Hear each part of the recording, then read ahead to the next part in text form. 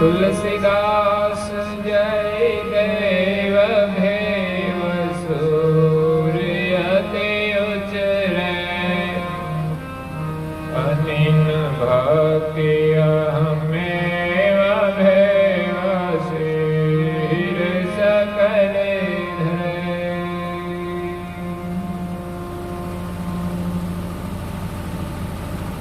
प्रिय भक्तजनों, ज्ञान संप्रदायના અદ્વૈત સ્થાપક અનંત બ્રહ્માંડાધીશ વિશ્વનિયંતા સકર્તા સત્કૈવલના પરમ વિશેષાંશ અનંત અંશોના તારણહાર પરમ મોક્ષના દાતા સર્વજ્ઞ દિવ્ય પરમ ગુરુ શ્રીમદ કરુણાસાગર મહારાજ જગતના જીવોનું કલ્યાણ કરવા માટે, જગતના જીવોને જન્મ મરણના દુઃખમાંથી મુક્ત કરવા માટે અકળ વિભૂતિનો અતિ દિવ્ય દેહ ધારણ કરી આ વિશ્વમાં 14 લોક અને 7 દ્વીપમાં પ્રગટ થયા. આટલો લાંબો ઇતિહાસ તમને કદાચ કોઈ મહાપુરુષના જીવનનો નહીં મળે. એવો લાંબો અને દિવ્ય ઇતિહાસ છે કે કરુણાસાગર મહારાજ આ જગતના જીવોનું કલ્યાણ કરવા માટે આવ્યા છે. જગતના જીવોને જગત કરતાનો સંદેશ આપવા માટે આવ્યા છે. તો માલિકના હુકમથી આવ્યા છે.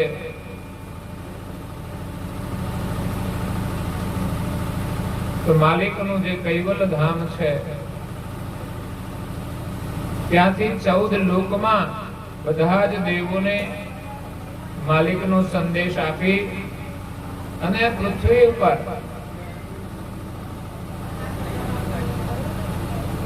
7 દ્વીપ છે. આપણે રહીએ છીએ જંબુ દ્વીપ છે, સિવાય પણ પૃથ્વી ઉપર અલગ અલગ સ્થળો આવેલા છે. પુરાણોની અંદર પણ એનું વર્ણન આવે છે. તો દિવ્ય પરમ ગુરુ બધી જગ્યાએ ગયા છે અને ત્યાં કેવી રીતે પ્રગટ થયા,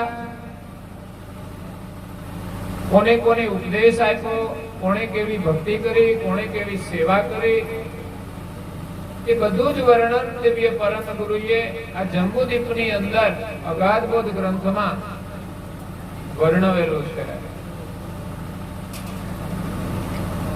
અહીંયા દિવ્ય પરમ ગુરુ કરુણાસાગર સ્વરચિત જ્ઞાન ભક્તિ વૈરાગ નિરૂપણ ગ્રંથને વિશે ભક્તિનો મહિમા સમજાવતા કહે છે કે અનીન ભક્તિ સિવાય કોઈ જીવનું કલ્યાણ થતું નથી. ભક્તિ તો સૌ કોઈ કરે છે, પરંતુ અનીન ભક્તિ કોઈ વિરલા મહાપુરુષે જ કરી છે કે જેને માત્ર ને માત્ર ભગવાનમાં જ વિશ્વાસ હોય, એક ભગવાનના વિશ્વાસે જ એમનું સ્મરણ કરતા હોય એવા ભક્તોના નામ પણ અહીંયા દિવ્ય પરમ ગુરુએ આ ગ્રંથની અંદર લખ્યા છે. સતયુગમાં, ત્રેતાયુગમાં, દ્વાપર યુગમાં અને છેલ્લે કળયુગમાં જેમણે જેમણે અનીન ભક્તિ કરી છે એમના થોડા જ નામો લખ્યા છે. બાકી તો ભક્તિ કરનાર જે ભક્તજનો છે એની નામાવલી બનાવવામાં આવે તો નામનો જ આખો ગ્રંથ ભરાઈ જાય. પરંતુ જેટલા પ્રચલિત હોય, જેને લોકો જાણતા હોય એવા ભક્તોના નામો અહીંયા લખ્યા છે. ધ્રુવ, ભક્ત ધ્રુવ, એક નાનું બાળક, એમણે અનિત ભક્તિ કરી. એક ભગવાન સિવાય એના મનમાં કોઈનું પણ સ્મરણ નહીં, કોઈની પણ ચાહના નહીં.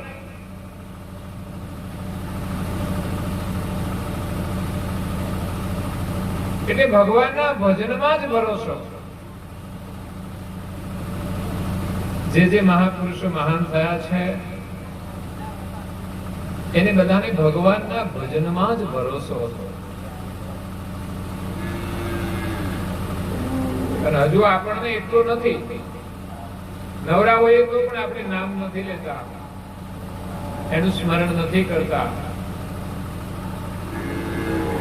એનો મતલબ કે આપણને હજુ એનામાં વિશ્વાસ નથી. કરુણાસાગર બાપજી તો કહે છે, સંધ્યા સ્મરણ આરતી ભજન ભરોસે દાસ. દાસને ભજનના સ્મરણની અંદર જ ભરોસો હોય છે. ભજન ભરોસે દાસ. મનસા વાચા કર્મણા કર ગુરુ ચરણ નિવાસ. મન વચન અને શરીરથી એ ગુરુના શરણમાં સ્મરણ કરી અને નિવાસ કરે છે, પ્રાર્થના કરી અને નિવાસ કરે છે. બાકી કઈ બીજું નવીન કરવાનું નથી. તમે તમારું ઘરકામ હોય કે ખેતી કામ હોય કે નોકરી ધંધો હોય, એ કરતા કરતા પણ ભગવાનનું સ્મરણ થઈ શકે છે. કામ કરીએ તો પણ એ ભૂલાય નહીં. તો એવો ભરોસો આપણને ભગવાનમાં હોવો જોઈએ. કારણ કે ભગવાને આ જગત બનાવ્યું છે, એ જ ચલાવી રહ્યા છે, અને આપણે સૌ એમના છીએ. એમનામાં ભરોસો રાખીશું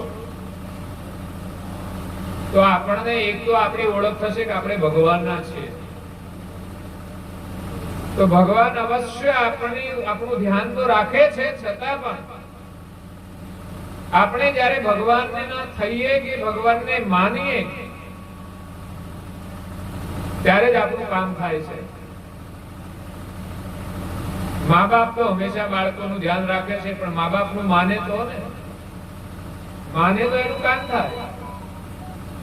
એમ ભગવાન આપણું ધ્યાન રાખે છે, પણ ભગવાનનું જો આપણે માનીએ નહીં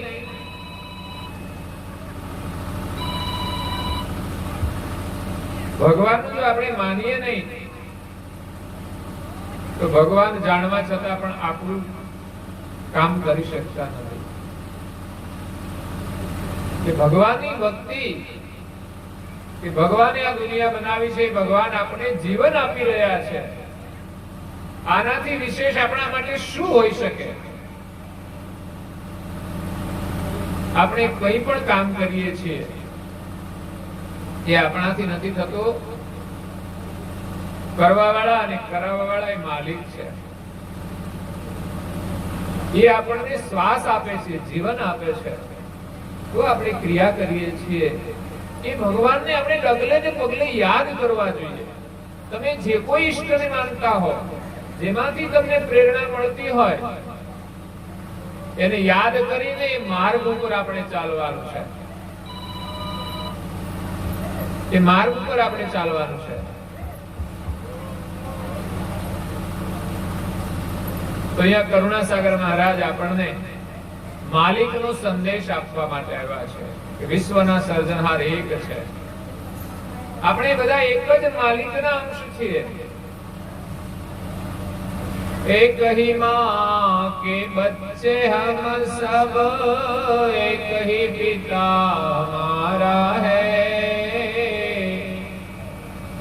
फिर भी न जाने किस मूर्ख ने लड़ना हमें सिखाया है।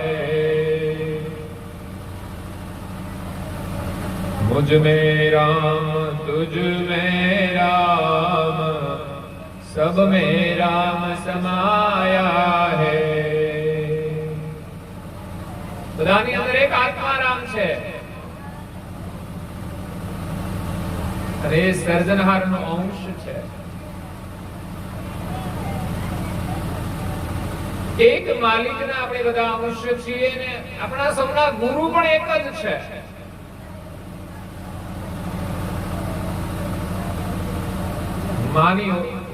માલિકની ઓળખાણ કરાવે, પિતાની ઓળખાણ કરાવે, એ માં પણ બધાની એક છે. એ સંદેશ લઈને પરમ ગુરુ આવ્યા છે, જેમાં આપણી જે ભેદભાવ વાળી જે ભ્રાંતિઓ છે ને ટળી જશે.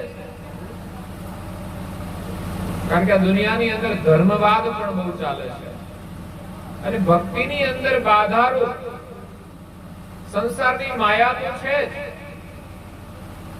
સંસારનું સુખ તો છે જ, પરંતુ ધર્મ માર્ગની અંદર જે ભેદભાવો છે એ પણ મોટો એક અવરોધ છે. એ પણ આપણે ભૂલવા પડશે અને ભૂલીશું ત્યારે જ સાચો માર્ગ મળશે.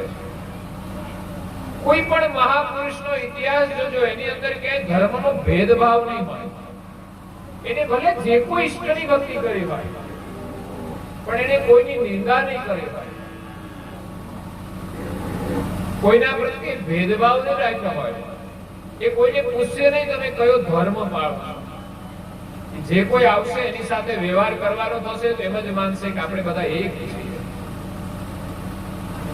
જ્યાં દીવારો છે ને ધર્મની, ત્યાં પરમાત્માનું દર્શન નથી, પરમાત્માની ભક્તિ નથી. કરુણાસાગર મહારાજ શ્રીએ તમામ પ્રકારની દિવાલોને દૂર કરી દીધી છે કે આપણે સૌ એક જ માલિકના અંશ છીએ અને ચૈતન્ય આત્મા છીએ. પછી જ્ઞાતિ જાતિ ભેદભાવ, સ્ત્રી પુરુષ, મારું તારું, અમીર ગરીબ, કોઈ દીવાર નથી રાખી.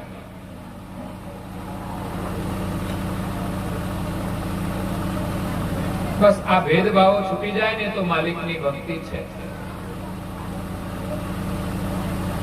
તમે કોઈ પણ ઈષ્ટને માનો, એની અંદર આ સંદેશ છે. પરંતુ ક્યારેક આપણે ધર્મવાદમાં બંધાઈને, જાતિવાદમાં બંધાઈને લડાઈ અને ઝઘડા કરતા હોઈએ છીએ. પણ સાચી ભક્તિ તો એ છે કે જે આખા વિશ્વને આપણો પરિવાર માને છે. એક જ માલિક આપણા સૌના છે અને આ વિશ્વ એમનું બનાવેલું છે. ત્યારે આખા વિશ્વના કોઈ પણ મનુષ્ય હોય, પ્રાણી હોય, પશુ હોય કે પંખી હોય, એ ત્યાં જન્મ્યા હોય. પ્રાણીઓ પણ ત્યાં જન્મે છે, કારણ કે દરેકના વાતાવરણ પ્રમાણે પ્રાણીઓ થતા હોય છે. આ પ્રાણીનો પાસપોર્ટ લઈને ત્યાં લઈ જઈએ તો ફાવે નહીં. ત્યાં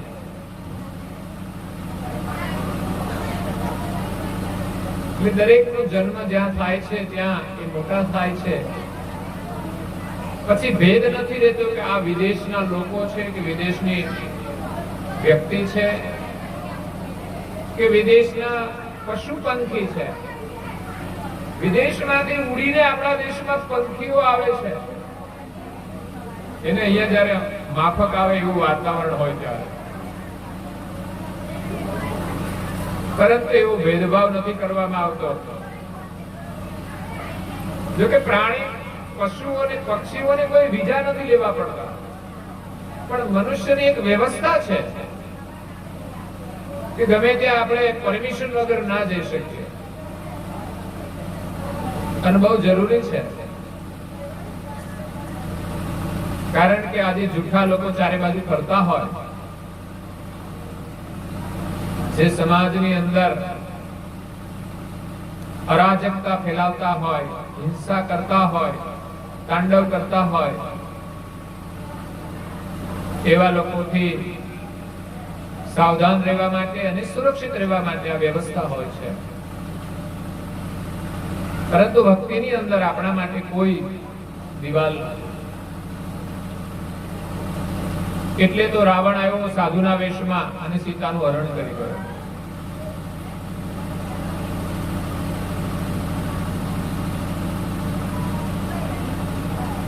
તો પરમ ગુરુ કહે છે કે અનીન ભક્તિ કરો.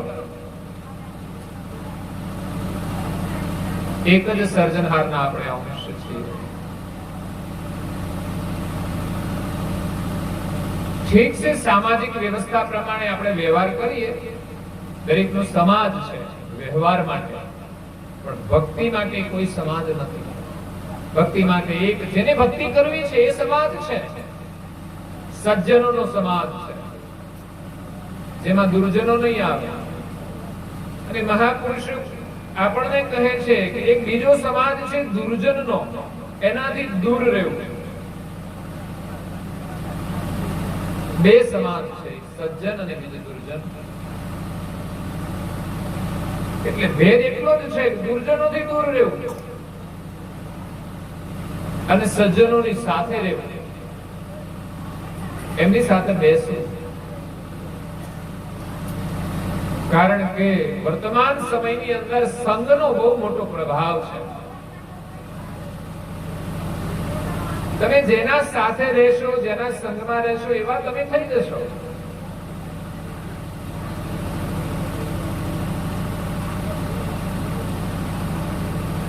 એટલે મહાપુરુષો કહે છે તમે સજ્જનોનો સંગ કરો. સુંદર ભજનોમાં પણ આપણને બધો ઉપદેશ આપ્યો છે.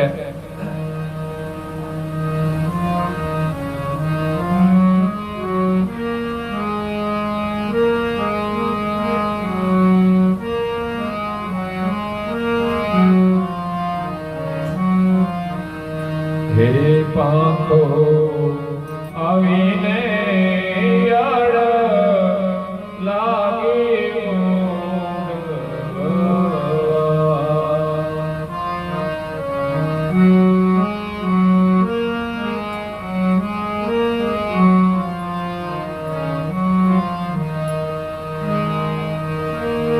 એ થયો છે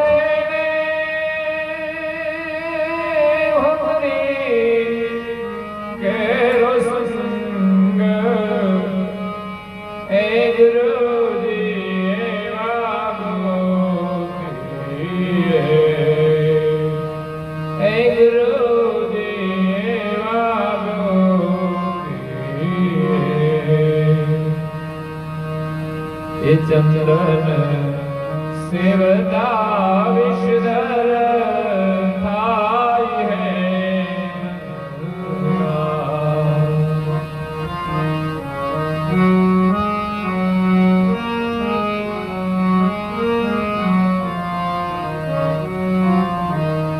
એ થયો છે ને ચંદન કેરો સંગ,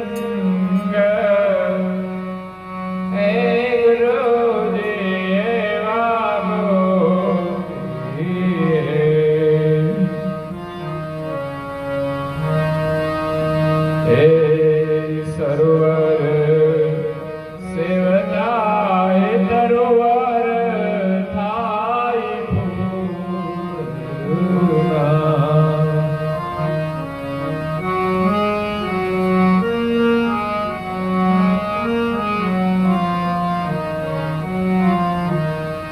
અને થયો છે સરોવર કેરો સંગ,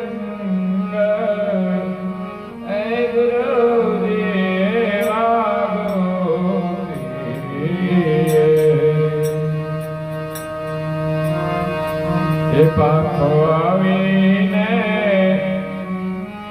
એ અડ લાગ્યું.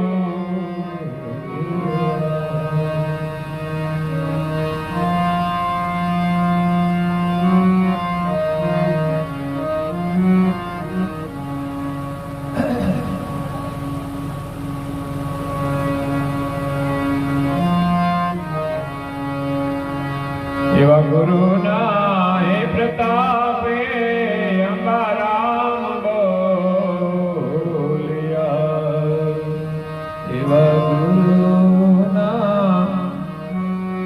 પ્રતાપે અંબારામ બોલી હરે થયો છે ને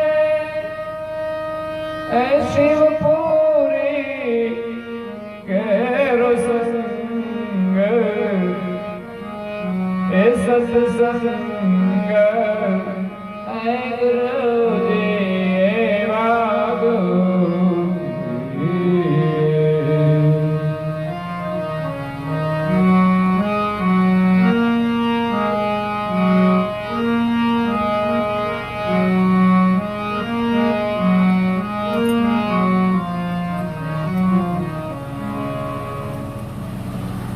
અહીંયા ગુરુની વાત કરી છે, સદગુરુની વાત કરી છે કે જીવનમાં એવું તમે સદગુરુનો સંગ કરો તો તમારું જીવન ધન્ય બની જશે, જીવન સફળ થઈ જશે, જીવનનું કલ્યાણ થઈ જશે. એના માટે એક રૂપક દ્રષ્ટાંતો આપ્યા છે કે ઈયળ હોય છે, જો ઈયળ એમ જ રહે તો કાબરો એને ખાઈ જાય, પણ એને ભમરીનો સંગ થાય છે અને એને પાંખો આવે છે. ભમરી એને ડંખ મારે છે, કીટ ન જાનત ભ્રંગ કો સોહી કર લે આપ સમાન. કીટને કઈ જ ખબર નથી, ઈયળને કઈ ખબર નથી, પણ ભમરી એને ડંખ મારે છે. ડંખ મારતા જો ઈયળ ગોટો વળી જાય ને તો પછી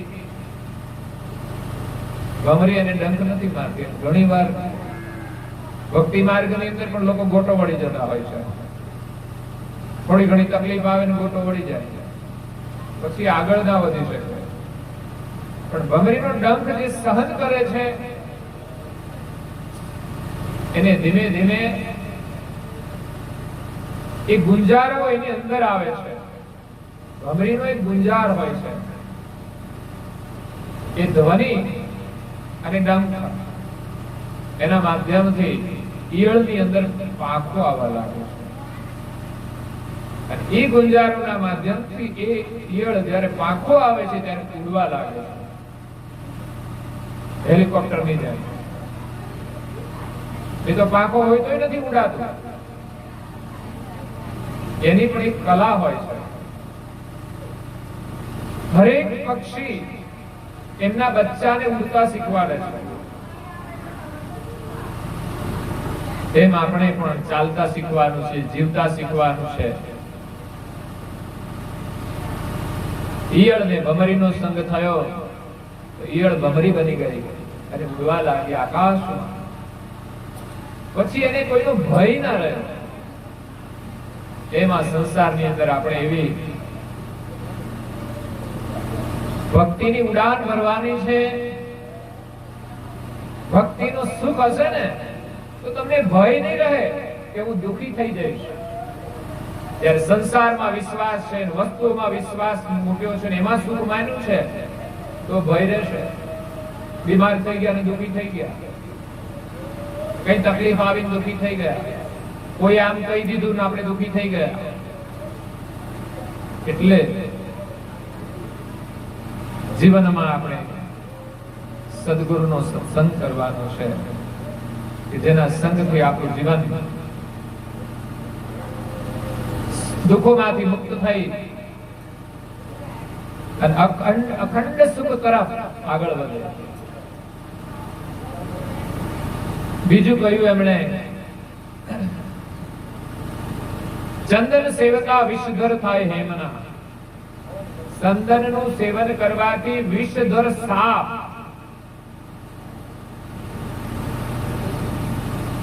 જે ઝેરી સાપ હોય, જૂનો સાપ હોય, એને પોતાનું જ ઝેર દુખી કરતું હોય છે. આપણને એમ થાય સાપ આપણને કરડે તો આપણને દુખી કરે એવું નહીં. જેનામાં ઝેર છે ને પોતે દુખી થવાના, અને જેને જેને ડંખ મારશે એને દુખી કરવાના.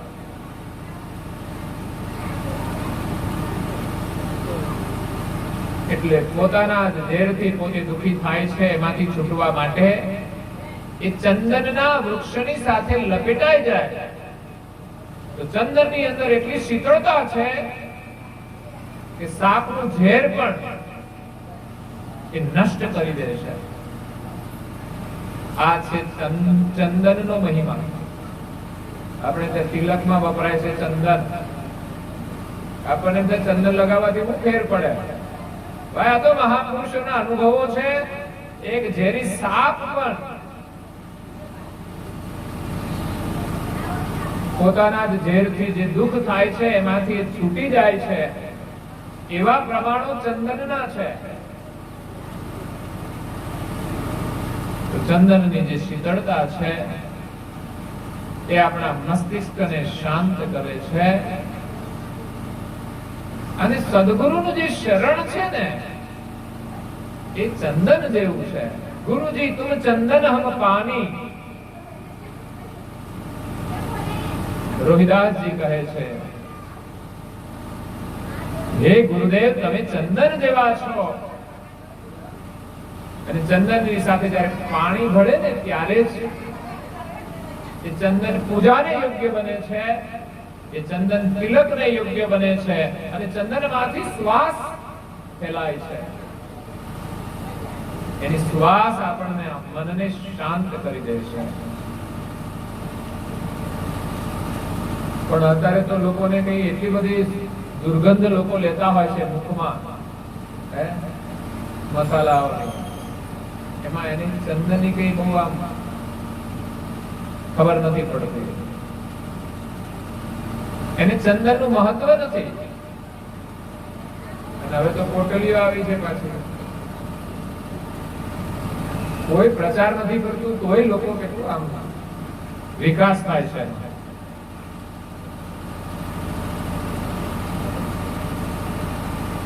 આપણું પતન જ આનાથી થયું છે, કુસંગથી. બાકી આપણે બધા જ સુખી છીએ. દરેક લોકો દુખી છે. કેમ? કુસંગથી. વર્તમાન સમયની અંદર જાગૃતિની જરૂર છે વ્યસન મુક્ત થવાની. એમાં એક સામાન્ય વ્યસનો આવે, પડીક્યો, મસાલા. આમ તો ખતરનાક જ છે બધા વ્યસનો, છતાં પણ અત્યારે જનરલ થઈ ગયું છે. જેની કોઈ બીજાને એલર્જી નથી. એ ખાતો હોય તો એને ખાવા દે. એની કોઈની એલર્જી નહીં ઘરમાં. ખરેખર એલર્જી થવી જોઈએ. શરદીની એલર્જી થઈ જાય, ઘણી બધી જાતની એલર્જી આવે છે. એમાં મસાલા વાળાની પણ એલર્જી જોઈએ કે આપણા ઘરમાં ના જોઈએ. આવી કડકાઈ આપણા ઘરમાં હોવી જોઈએ. આવી ભક્તિ આપણા ઘરમાં હોવી જોઈએ. તો જ આપણો પરિવાર સુરક્ષિત રહેશે. પણ હાલે છે બધું. ધુમાડા કાઢે તો હાલે, કચરો ખાય તો ચાલે.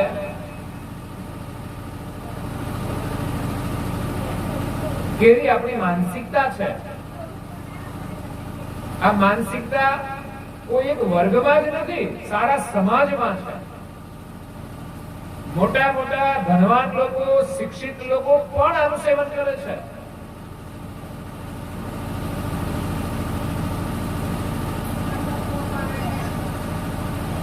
એટલે ત્યારે એમ લાગે કે આ લોકો બુદ્ધિશાળી નથી. બુદ્ધિ હશે પણ સદબુદ્ધિ નથી.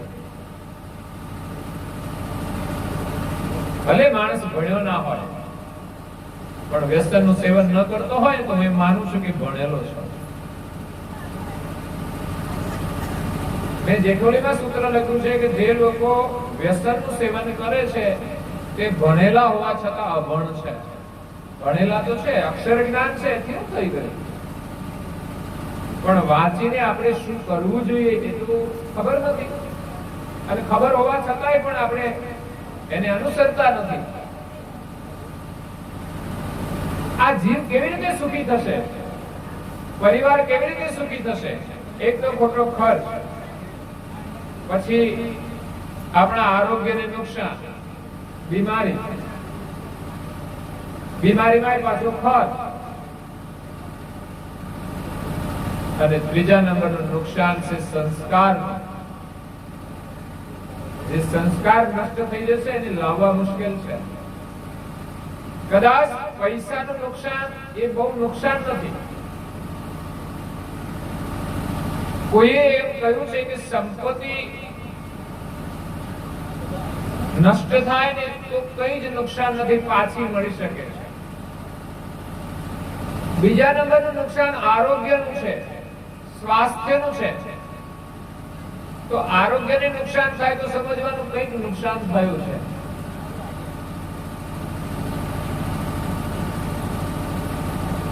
પરંતુ ત્રીજું નુકસાન છે ચારિત્ર્યનું. વ્યસનોના સેવનથી પણ માણસનું ચારિત્ર્ય ભ્રષ્ટ થાય છે, એના વિચાર ભ્રષ્ટ થાય છે. એનું જે નુકસાન છે તો સમજવાનું કે બહુ જ મોટું નુકસાન છે.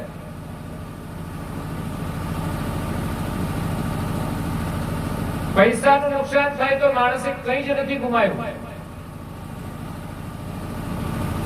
આરોગ્યનું નુકસાન થાય તો માણસે કંઈ ગુમાવ્યું છે એવું સમજવાનું. અને જ્યારે ચારિત્ર્યનું નુકસાન થાય છે ત્યારે સમજવાનું બધું જ ગુમાવી દીધું છે. એક જ વ્યસન માણસના જીવનને નષ્ટ કરી દે છે. અને વ્યસનો પણ અલગ અલગ જાતના છે. મસાલા પડી ગયો, બીડી. લોકો મસ્તીમાં પીતા હોય છે, જો કોઈ ગંભીરતા જ નહીં, એ મોજમાં પીતા હોય. કોઈ વિચાર નહીં, કોઈ ચિંતા નહીં.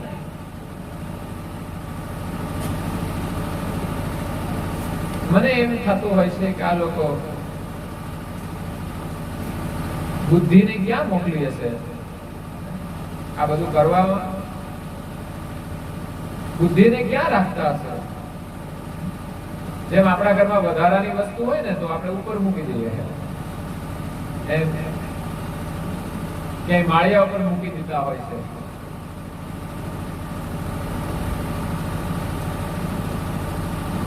તો આ વ્યસનમાંથી આપણે મુક્ત થઈએ તો ખરેખર આપણે સુખી થઈશું. 100%. બહુ જ મોટો લાભ થશે. એક તો આપણો સમય બરબાદ નહીં થાય એની પાછળ. કારણ કે જે વ્યસનનું સેવન થાય છે વ્યસનને લેવા માટે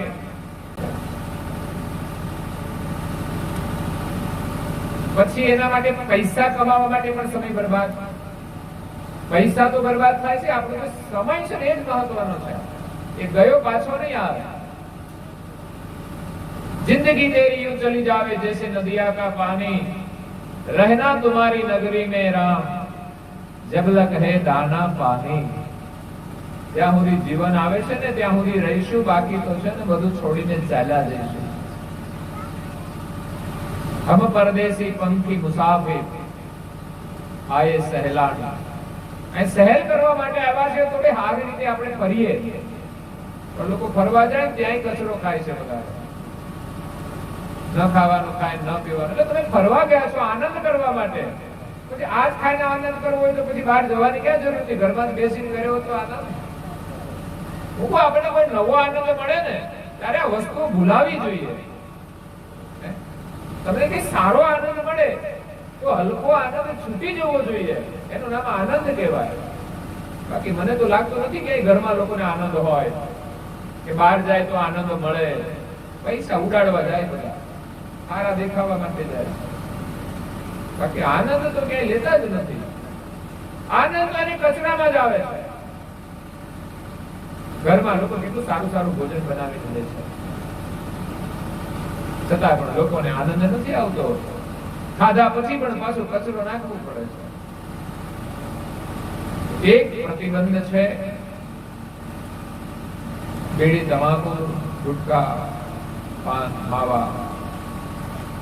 બીજો પ્રતિબંધ આપણા માટે આવે છે આહાર માટે માંસાહાર, ઈંડા. એ બધા લોકો ખાતા થઈ ગયા છે. ના ખાતા હોય એના માટે તો ભગવાનના આશીર્વાદ છે, મા બાપને ધન્યવાદ છે કે તમે માનું જે દૂધ છે ને એના સંસ્કારને જાળવી રાખ્યા કહેવાય. બાકી તો જે મા બાપ નહોતા લેતા ને એના છોકરાઓ ખાવા મળ્યા છે ને, એવાનો તો આ જન્મ થવો જ નિષ્ફળ છે.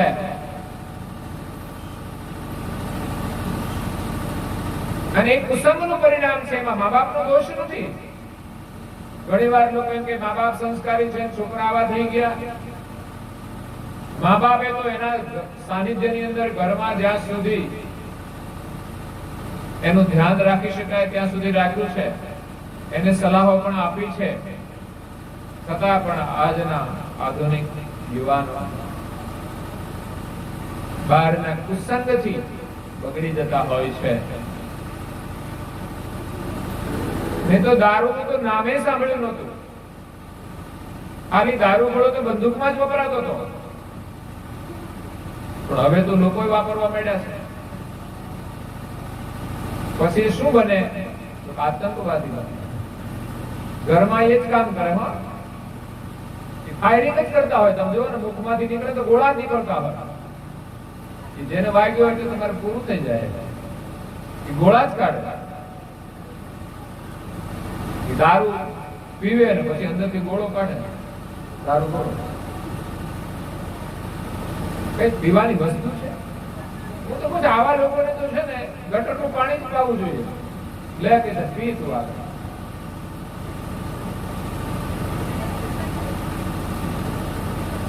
ત્રણ વસ્તુને છોડવાની છે. એક, વ્યસનમાં મસાલા પડીકી પાન, માંસાહારનું સેવન અને ત્રીજું છે શરાબ. એમ તો કળિયુગની અંદર જુગાર પણ લોકો રમતા હોય છે. મફતમાં ખાવા મળી જાય બધું, એ પણ બરબાદ થવાના છે. અને આ બધાનું સેવન કર્યા પછી મફતનો પૈસો આવે ને, માણસને સદબુદ્ધિ ના આવે. કદાચ તમને જુગારમાંથી ફાયદો થઈ જાય ને, તમને સદબુદ્ધિ નહીં આવે. એ ખોટા માર્ગે તમને લઈ જશે. પૈસા બહુ આવ્યા છે ને મફતના, શું કરવાના? મોજ કરો, શરાબ પીવો, પછી જતા રહે લોકો વ્યભિચારની અંદર. અમર્યાદિત જીવન થઈ જાય. એટલે ભક્તિ કરવા માટે આપણે આહાર શુદ્ધિ બહુ જરૂરી છે. જે મહાપુરુષે ભક્તિ કરી એના જીવન તો તમે જુઓ. ખાવાની વસ્તુઓમાં પણ નિયમ, મર્યાદા. કેવલ સાહેબ કથામાં છું. હાજી સત્યવર સાહેબ, સુરેશભાઈ આવ્યા, એને ફોન કર્યો તમે? હાજી હાજી.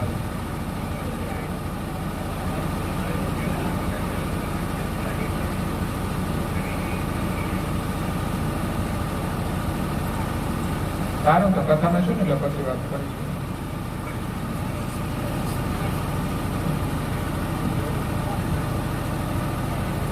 અનન્ય ભક્તિ કરવાનું કહ્યું છે. વિનમ્રતા વાળી ભક્તિ, દાસાતનપણા વાળી ભક્તિ,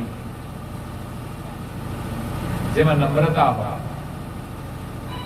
કોઈ પણ પ્રકારનું અભિમાન ન હોય.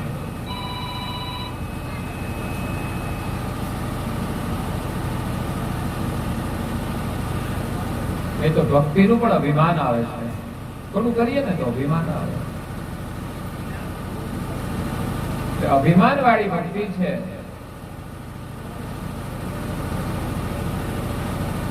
કે જીવનું કલ્યાણ નથી કરી શકતી.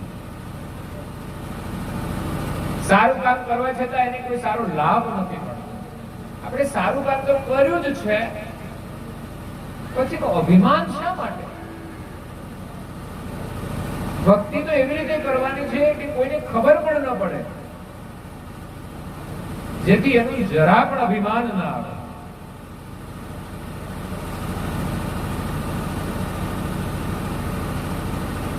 ભક્તિ કરવી હોય ત્યારે આપણે ભગવાન આગળ ગરીબ થઈ જવાનું છે. ગરીબ, એક યાચક બનીને ભક્તિ કરવાની છે ભગવાન આગળ, દુનિયા આગળ નહીં. માણસ આજે દુનિયા આગળ ભીખ માંગે છે. આપણે તો ભગવાન આગળ ભીખ માંગવા. માગવું હોય તો કોની આગળ પાસે મંગાય? જે દાતાર હોય એમની પાસે મંગાય. દુનિયા આપણને શું આપવાનું? એ સ્વયં ભિખારી છે બધા.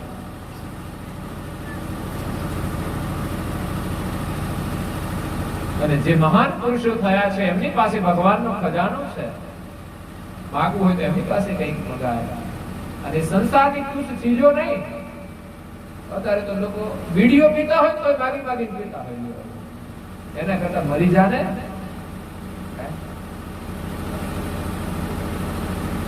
આવું જીવન જીવવું એના કરતા તો મરવું ઉત્તમ છે ભાઈ.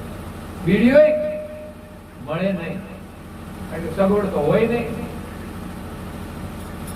અને હોય કોઈ ઘણી વાર લોકો ભીખ માંગતા હોય છે, કારણ કે હાજરમાં ના હોય તો શું કરવાનું?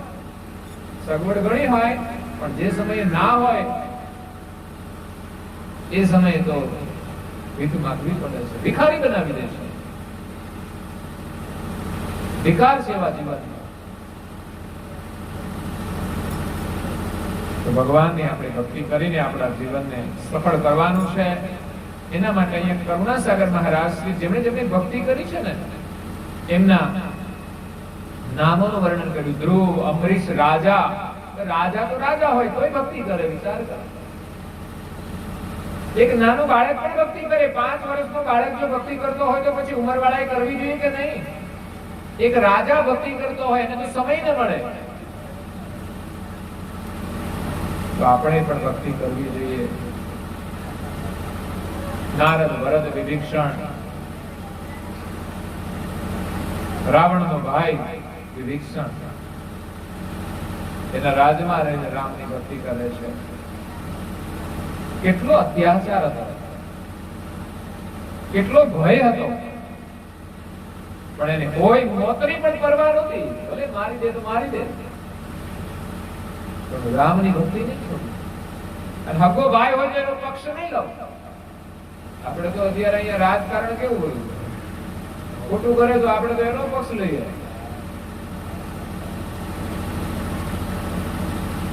પક્ષ તો આપણો જે સાચો માણસ છે ને એ જ આપણો પક્ષ. પણ આપણે તો ખોટા પક્ષમાં બંધાઈ ગયા છે.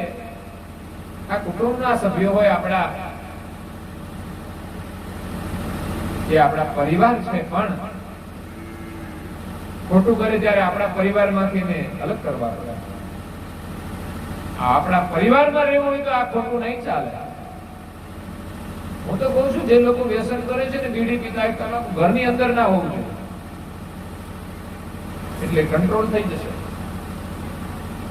અને પછી આખરી સજા પછી આપો કે આ કચરો ખાવો હોય તો ઘરમાં ખાવાનું નહીં મળે, તો કામ થઈ જશે. ખોટું નથી કશું, પણ બહેનો અમારી હિંમત ના કરી શકે લડવાની. ખરેખર કરવી જોઈએ. તો અહીંયા નામો આપ્યા છે. વાલ્મીકી જે લૂંટારાનું કામ કરતા હતા એને પણ સંતોનો સંગ થઈ ગયો તો વાલ્મીકી ઋષિ બની ગયા. તો આપણને વિશ્વાસ કેમ ના આવે કે આપણે ન કરી શકીએ? વાલ્મીકી એનું નામ હતું રત્નાકર. લૂંટફાટનું કામ કરતા હતા, પણ એનું કોઈ સુકૃત હતું એટલે એને સંત મળે છે. આપણામાં કોઈ લાયકાત હશે ને તો ભગવાન કોઈને કોઈ આપણો મેળાપ કરાવી આપશે. આપણે કરવું પણ ના પડે.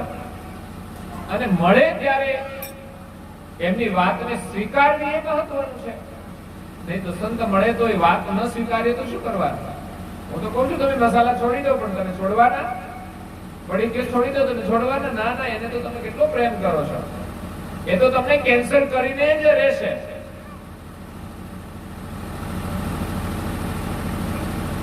એટલે વાલ્મીકીને નારદ મુનિનો સંગ થયો અને વાલ્મીકી ઋષિ બની ગયા. અને જેમને રામના જન્મ પહેલા રામાયણની રચના કરી એવો તો અનુભવ મળી જાય. વ્યાસ મુનિ જેમણે ભાગવત પુરાણની રચના કરી, વેદાંતની રચના કરી, એવા વિદ્વાન પુરુષ હતા. કરુણાસાગર બાપજીની નોંધ લે છે કે તમારે પણ આ મહાપુરુષના જીવનમાંથી પ્રેરણા લઈને કૈવલ્યની ભક્તિ કરવાની છે. આ લઈને આવ્યા છે કૈવલ્યનો સંદેશ. કારણ કે જે મહાપુરુષે ભક્તિ કરી એ આ બાજુના ઈષ્ટની ભક્તિ કરી છે. એ સર્જનહારથી અજાણ હતા એટલે ત્યાં નથી પહોંચી શક્યા. દેવી ધામમાં ગયા છે પણ એમની જેમ એક નિષ્ઠાવાળી ભક્તિ કરવી પડશે. એમણે સંસારનો મોહ છોડ્યો છે. અહીંયા કરુણાસાગર બાપજી કળિયુગની અંદર થઈ ગયેલા એવા સંતનું નામ આપે છે. તુલસીદાસ એ પણ રામાયણના રચયિતા છે. વાલ્મીકી એમણે પણ રામાયણની રચના કરી અને તુલસીદાસજીએ પણ રામાયણની રચના કરી. પણ ફરક શું છે?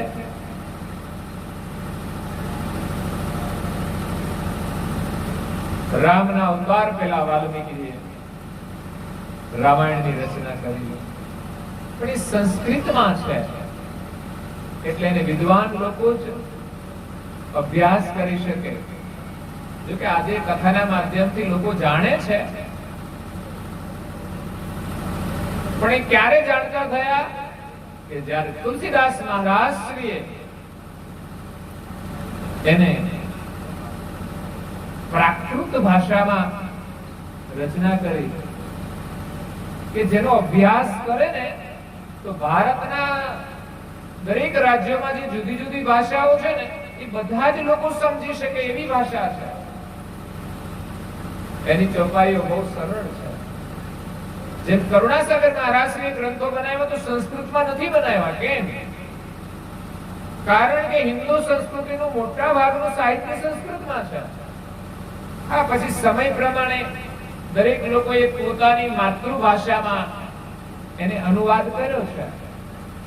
પણ છતાંય જે મૂળ સંસ્કૃતમાં લખ્યું હોય એમાંથી કેટલું સમજાય કે આમાં શું લખ્યું છે એ અઘરું કામ છે. કરુણાસાગર મહારાજશ્રી પણ પ્રાકૃત ભાષામાં સરળ ભાષામાં ઉપદેશ આપ્યો.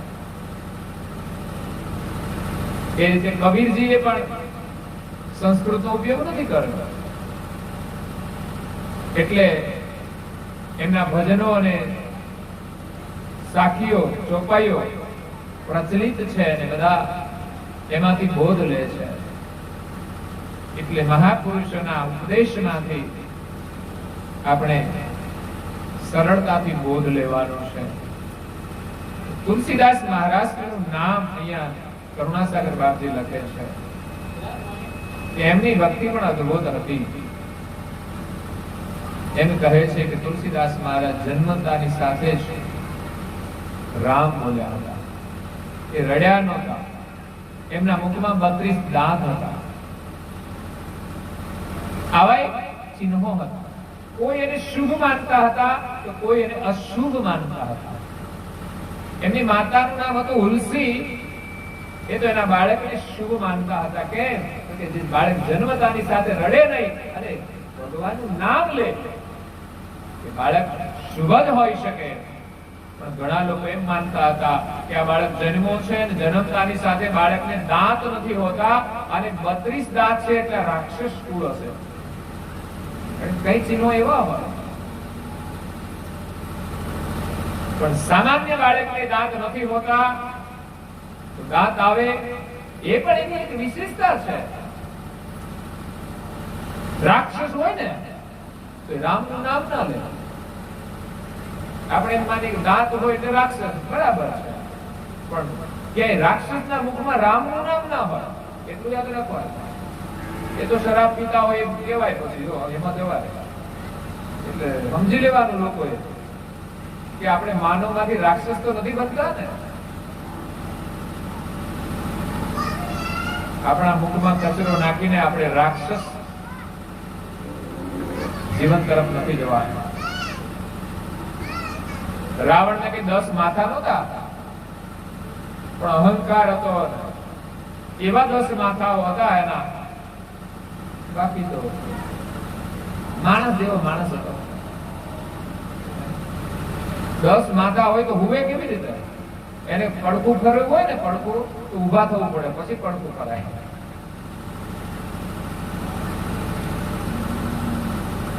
એટલે આ તો ચિત્ર બનાવ્યું 10 માથા વાળું, કે એને અહંકાર ને બીજું ત્રીજા એવા દુર્ગુણોના 10 માથા હતા. અને રામ એનું છેદન કરીને પાછું આવી જાય, કારણ કે દુર્ગુણ મટે નહીં જલ્દી.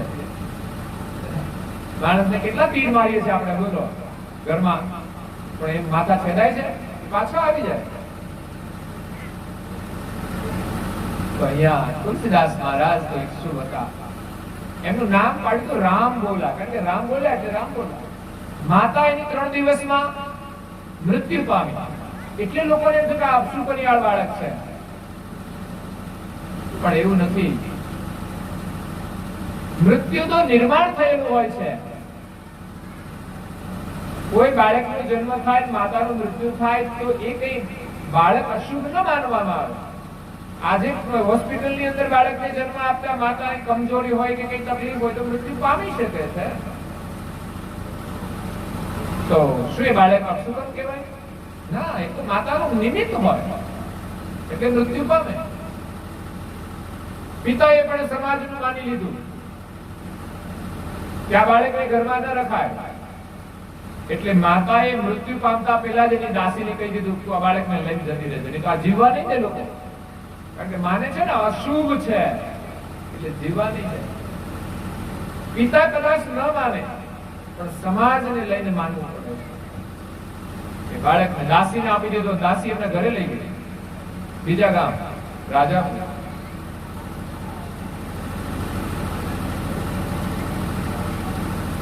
રાજાપુર થી બીજું ગામ હતું કઈ સુખપુર કેવું ગામ.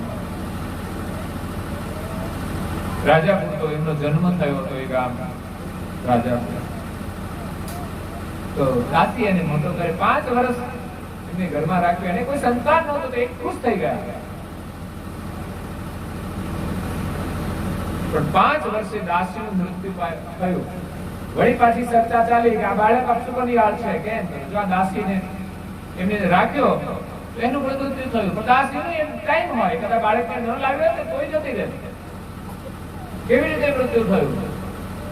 તો કે આપણે તો રસોઈ બનાવવા માટે લાકડા રાખીએ, અને લાકડા એક બાજુ કોઈ ખૂણામાં ભર્યા હોય, તો આપણે ઘરમાં ઘણી વાર ખૂણામાં લાકડા ભર્યા હોય, એમાં કઈ સાપ ને કઈ ઝેરી જંતુ જતા રહેતા હોય છે, ક્યારેક નીકળતા પણ હોય છે.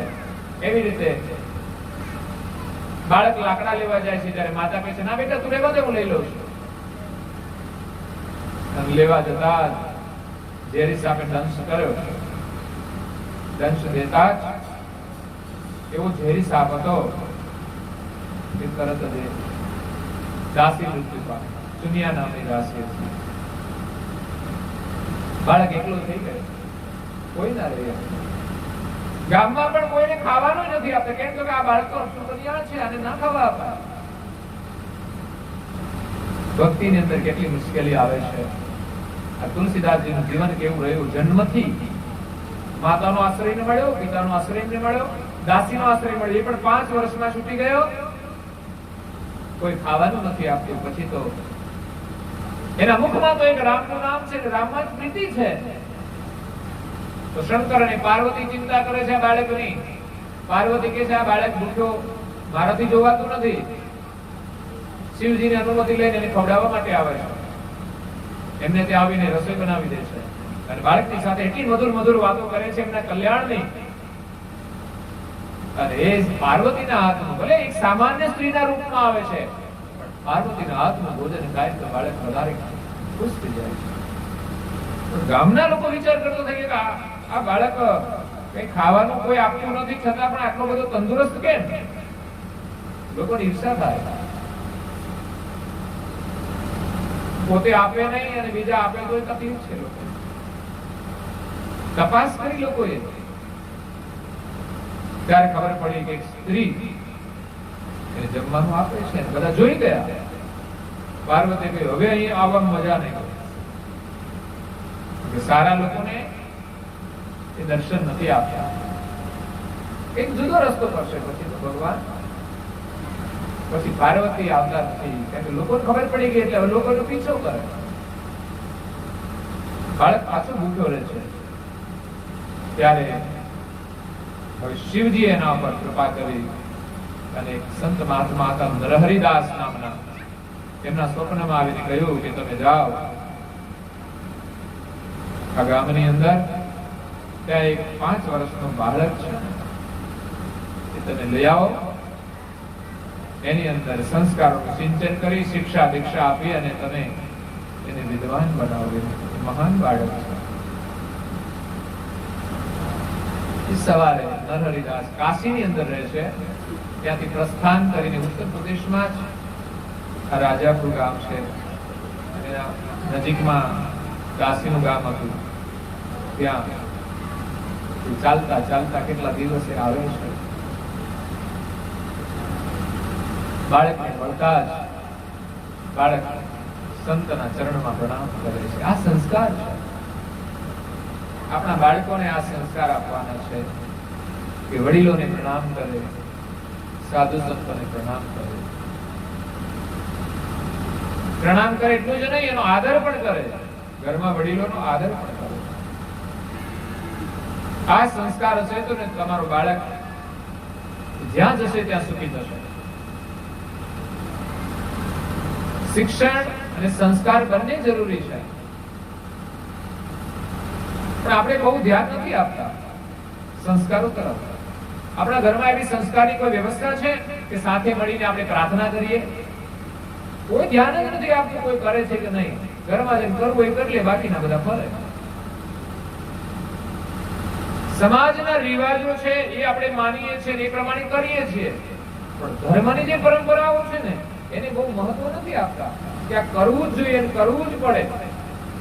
આપણે તો અંધશ્રદ્ધામાં વહી જઈએ છીએ, પણ સત્ય શ્રદ્ધામાં આપણે આગળ નથી વધતા. એ સત્ય છે, એમાં આપણને વિશ્વાસ નથી. અહીંયા નરહરિદાસ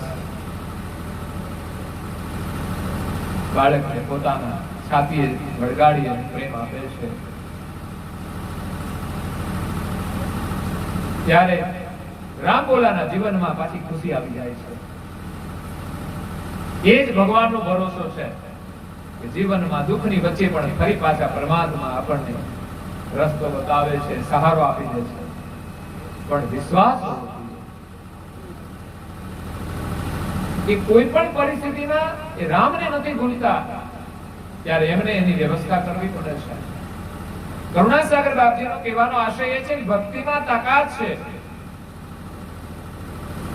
તમને ભક્તિની અંદર નિષ્ઠા હોવી જોઈએ, તો અવશ્ય કોઈ પણ પરિસ્થિતિમાં એ તમને મદદ કરશે.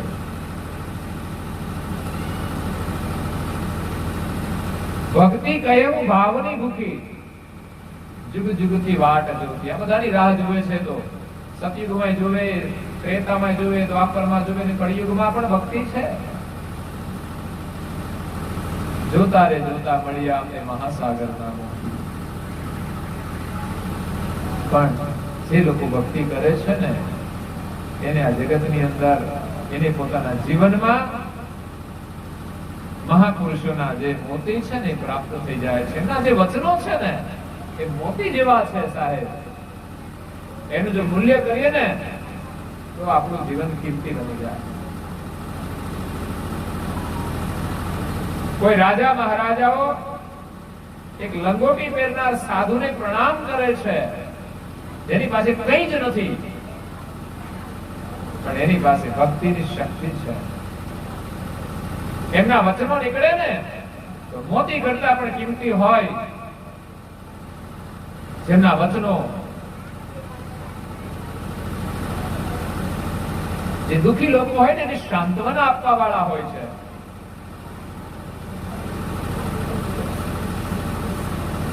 જે વચનો જીવ માત્રનું કલ્યાણ કરનારા હોય છે, જે વચનો આપણને સાંભળતા પ્રસન્નતા પ્રાપ્ત થાય,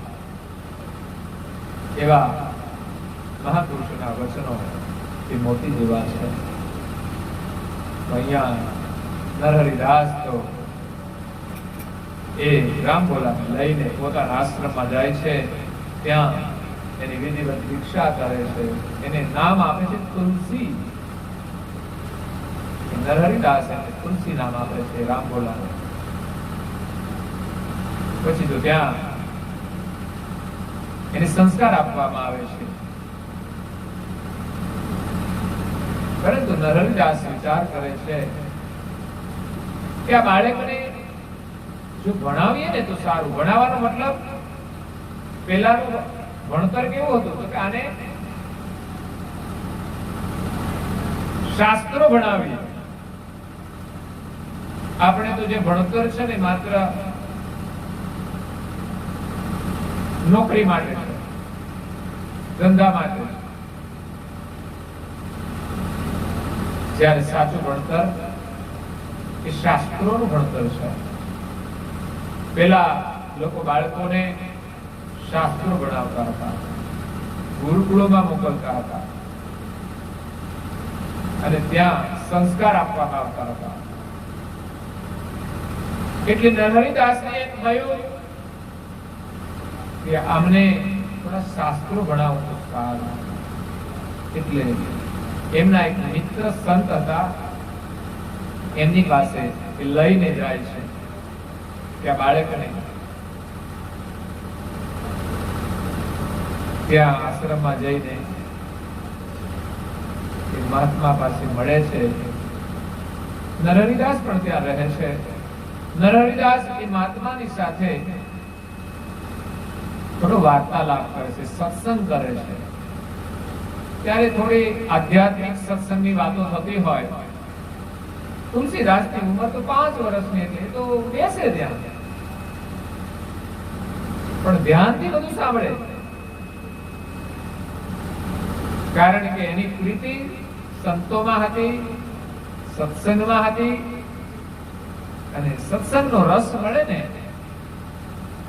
જે ભોજન આપણે ખાઈએ એની અંદર રસ હોય છે, અને રસ વાળું ભોજન ખાઈએ ને પછી પેટમાં જાય ને તો શું થાય? પચવાનું ચાલુ થઈ જાય. એમ આપણા જીવનમાં સત્સંગનો રસ મળે ને પછીનું પરિણામ મળતું શરૂ થઈ જાય છે. એમ તુલસીદાસ મહારાજ એ સંતોનો સત્સંગ સાંભળે છે. પછી એક દિવસ એ મહાત્મા એને પૂછે છે કે બેટા, અમે જે સત્સંગ કરીએ છીએ એમાં તને કઈ યાદ છે?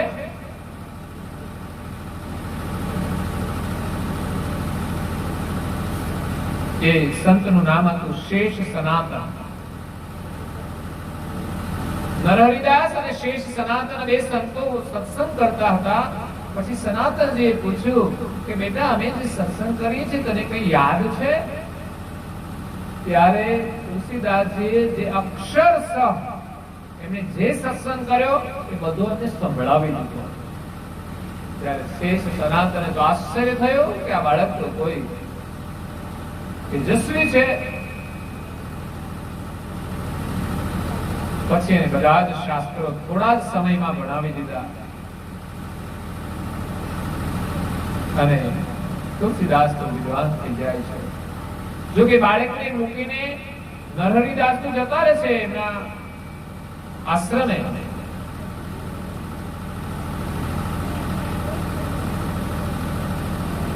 અને બાળક શેષ સનાતનની પાછળ વિદ્યા અધ્યયન કરીને મોટા થાય છે. વિદ્યા અભ્યાસ પૂરો થાય છે ત્યારે ગુરુ મહારાજ તો વિચાર કરે છે કે આ મારો ઉત્તરાધિકારી થવા માટે યોગ્ય છે. એવો આ શિષ્ય તો ઘણા બધા હતા, પણ એને થયું કે તુલસીદાસ છે ને એ મારી પાછળ આ આશ્રમને શિક્ષા દીક્ષા આપી શકે એવું બાળક છે. ત્યારે તુલસીદાસ એમ કહે છે કે મારે તીર્થાટન કરવું છે. કારણ કે માત્ર જ પુસ્તકો વાંચવાથી જ્ઞાન નથી મળતું, થોડું વિચરણ પણ કરવું જોઈએ તો બધો અનુભવ થાય. ત્યારે તીર્થાટન માટે નીકળે છે. કાશીથી જગન્નાથપુરી, કેદારનાથ, બદ્રીનાથ, દક્ષિણમાં રામેશ્વર, બધી જગ્યાએ બહુ વિચરણ કર્યું. પહેલાના લોકો તો પગપાળા જતા હતા, એટલે ઘણો સમય નીકળી જાય અને ફરી પાછું વિચરણ કરીને પાછા ગુરુના પાસે આવે છે. ગુરુ છે બધા તીર્થોનું મૂળ છે.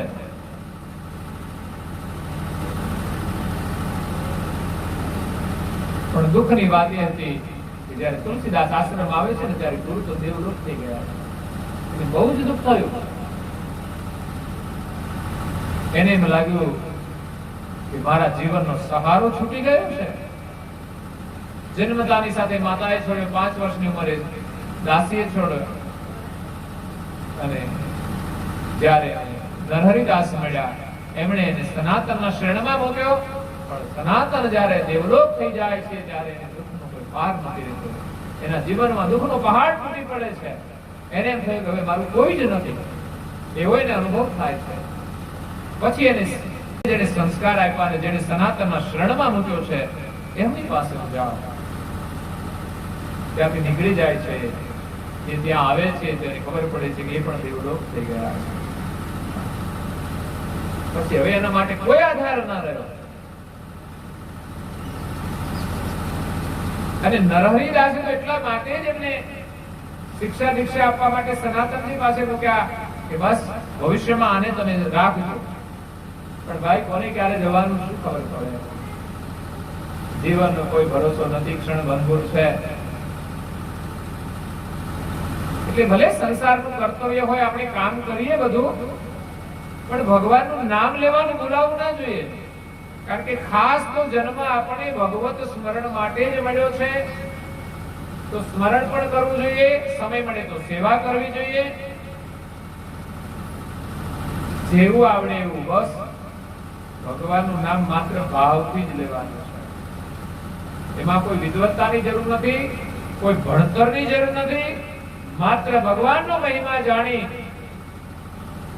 અને તમને જે કોઈ ગુરુ કે સત્સંગ દ્વારા, સંતો દ્વારા ભગવાનનો મહિમા સમજાય એના નામમાં તમે મસ્ત બની જાઓ. આ સંસારની અંદર ભગવાનનું સ્મરણ કરવા જેવું કોઈ સુખ નથી અને ભગવાનનું સ્મરણ ભૂલવા જેવું કોઈ દુઃખ નથી. ભગવાનને ભૂલ્યા સમજવાનું એનાથી મોટું કોઈ દુઃખ જ નથી. દુનિયાની કોઈ પણ વસ્તુ મળી જાય તમને સુખી નહીં કરી શકે. જાય ત્યારે બધું જ હોય પણ પછી કઈ જ નહીં. કોઈ વસ્તુ ના સુખ આપી શકે. અને ભગવાનનું નામ જે લે છે એના જીવનમાં મોટા મોટા દુઃખના પહાડ આવે ને તો એ દુઃખી નથી થતા. આ છે ભગવત સ્મરણનો મહિમા. કારણ કે ભગવાનના સ્મરણ જેવું કોઈ સુખ નથી. આ સુખ હતું પ્રહલાદ પાસે, આ સુખ હતું ધ્રુવ પાસે. અને જેણે જેણે ભક્તિ કરીને ભગવાનના નામમાં જેણે પ્રીતિ જોડીને એ બધાના જીવનમાં આ સુખ હતું. એટલે કરુણાસાગર બાપજી કહે છે કે તમે અનીને ભક્તિ કરો, કૈવલ કરતાની. જે આગળ થઈ ગયેલા મહાપુરુષોએ જે દેવોની ભક્તિ કરી તો પણ એમણે કેવી ભક્તિ કરી વિચાર કરો. એમને એક જ ઈષ્ટમાં નિષ્ઠા હતી તો એનું પણ કામ થઈ ગયું. વિશ્વના જે સર્જનહાર છે કૈવલ કરતા, એની ભક્તિ તમે એક નિષ્ઠા વાળી કરો તમારું પણ કલ્યાણ થઈ જશે. બાકી ચીલા ચાલુ ભક્તિથી કામ નહીં થાય. એમ નહીં માનતા કે અમને તો પરમ ગુરુ મળી ગયા છે, કૈવલનું જ્ઞાન મળી ગયું છે તો બેઠા બેઠા ત્યાં નહીં જવાય. ભક્તિ તો મહાપુરુષોએ જે કરી છે ને સગુણમાં અને નિર્ગુણમાં, એમના જેવો જ પ્રેમ જોઈશે. માયાને છોડવાની છે, સહેલું કામ નથી. વાતોથી નહીં છૂટે. બસ પરમ ગુરુના વચનોમાં વિશ્વાસ, એક નિષ્ઠા. પછી ચારે બાજુ દોડવાનું નહીં. તમે જેમાં નિષ્ઠા રાખો એમાં નિષ્ઠા રાખીને સત્ય માર્ગ ઉપર ચાલો. ખોટું જે કઈ દેખાય એને છોડો. અને એ ન કરી શકે તો સમજવાનું આપણી ભક્તિ સફળ નથી. તુલસીદાસજી મહારાજ હવે થયું કે હવે મારું કોઈ નથી. ત્યારે એને થયું મારી જન્મભૂમિ તરફ હું જાઉં. એ જ્યારે આશ્રમમાંથી તીર્થોમાં ગયા ને ત્યારે જગન્નાથપુરી ગયા ત્યારે એને રામાયણ મળી.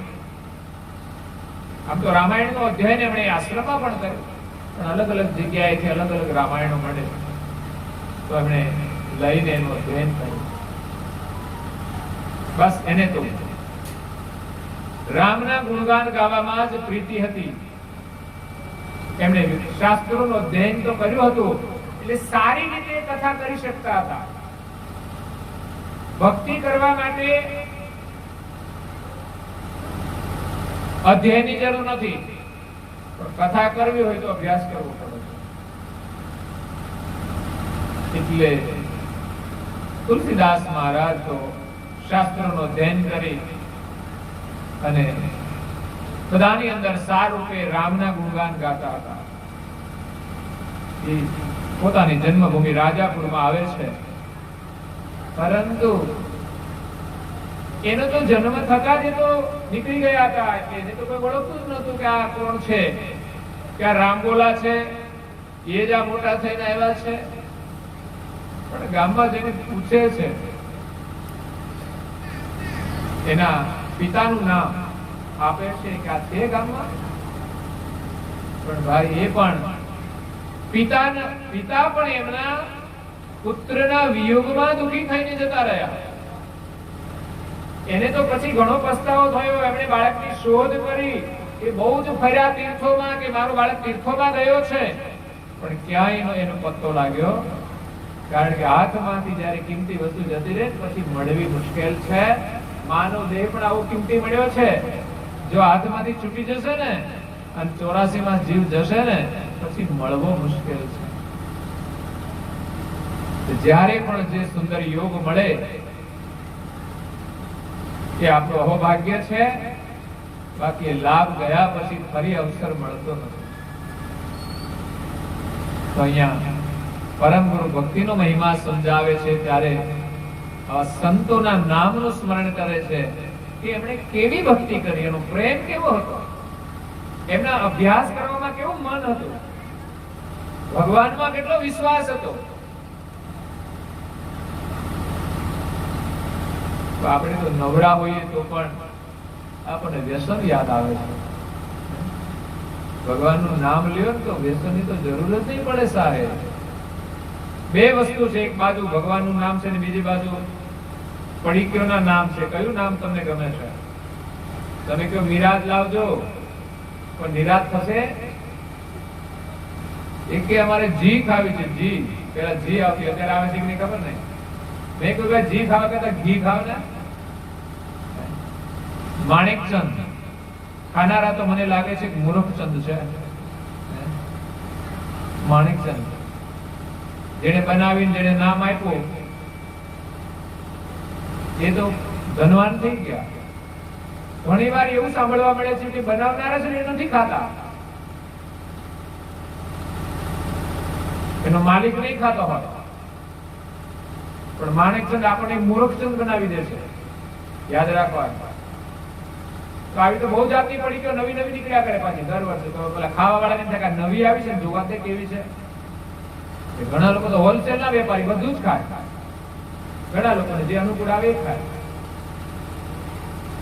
બીડી આવતી સંભાજી બીડી, નામે એવા રાખ્યા કે શિવાજી બીડી. કઈ શિવાજી એવું કામ કરતા હતા, એના નામની બીડી રાખો તમે, સંભાજી બીડી.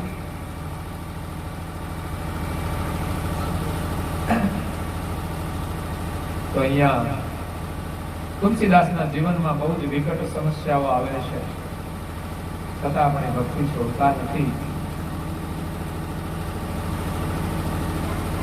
કરુણાસાગર બાપજી ભક્તિનો મહિમા સમજાવતા કહે છે કે તુલસીદાસ જયદેવ, જયદેવ નામના પણ ભક્ત થઈ ગયા, કૃષ્ણ ભક્ત હતા. અહીંયા જો કે તુલસીદાસની કથા અધૂરી છે, આગળ હજુ પણ એની ભક્તિ ઘણી મુશ્કેલીઓમાંથી પસાર થાય છે. ગામમાં એવા કથા કરે છે, બધા તમારા જેવા ભક્તો કથા સાંભળવા આવે છે, બધાને રસ પડે છે કથા. પછી ખબર પડી ઓહો બધા લોકો તો આને અપશુકન માનીને કોઈ ખાવાનું આપતા નહોતા.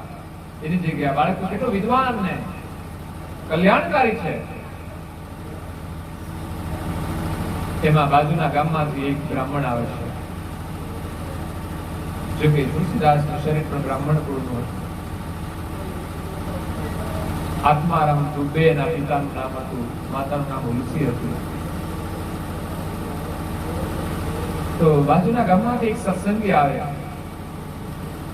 અને તુલસીદાસની ઉંમર લગભગ 25 આજુબાજુની હતી. 5 વર્ષની ઉંમરે ગયા હતા. 15-20 વર્ષ અભ્યાસ ને વિચરણ કરી અને પુનઃ ઘરે આવે છે ત્યારે યુવાન અવસ્થા, એટલો બધો તેજસ્વી ચહેરો અને સુંદર વાણી. ચહેરાની સુંદરતા પણ વાણી છે સાહેબ. બાકી કચરો ખાશો તો વાણી શુદ્ધ નહીં રહે, યાદ રાખો. જો વાણીને સુધારવી હોય, વાણીને સુંદર બનાવવી હોય, કચરો ખાવાનું છોડી દેજો. ત્યારે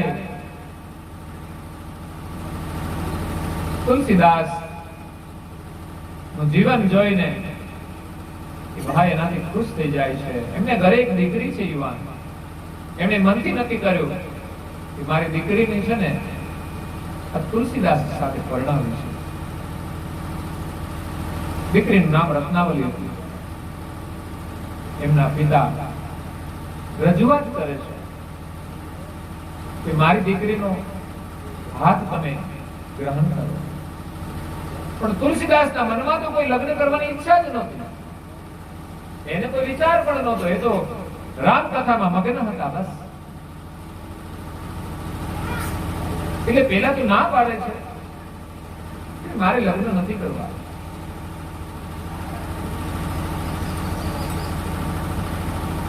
પરંતુ બીજા બધા લોકો સલાહ આપે કે ભાઈ લગ્ન કરો ને, લગ્ન કરીને ભક્તિ થાય છે.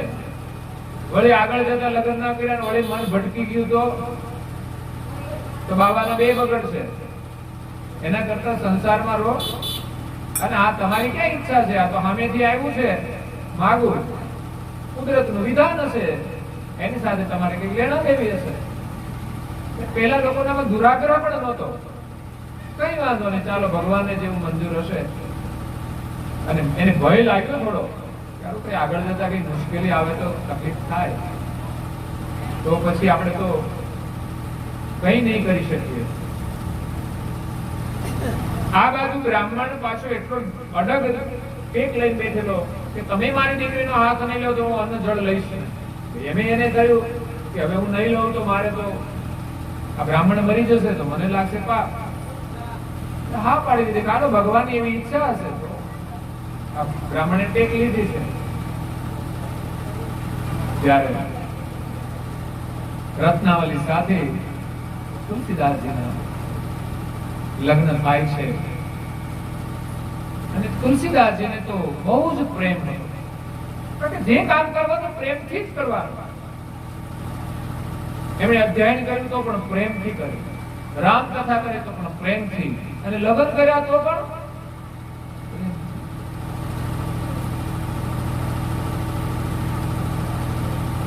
એ રત્નાવલીની અંદર દીવાના બની ગયા. એના વગર એને ચેન ન પડે. સાચો પ્રેમ તો એવો જ હોય છે.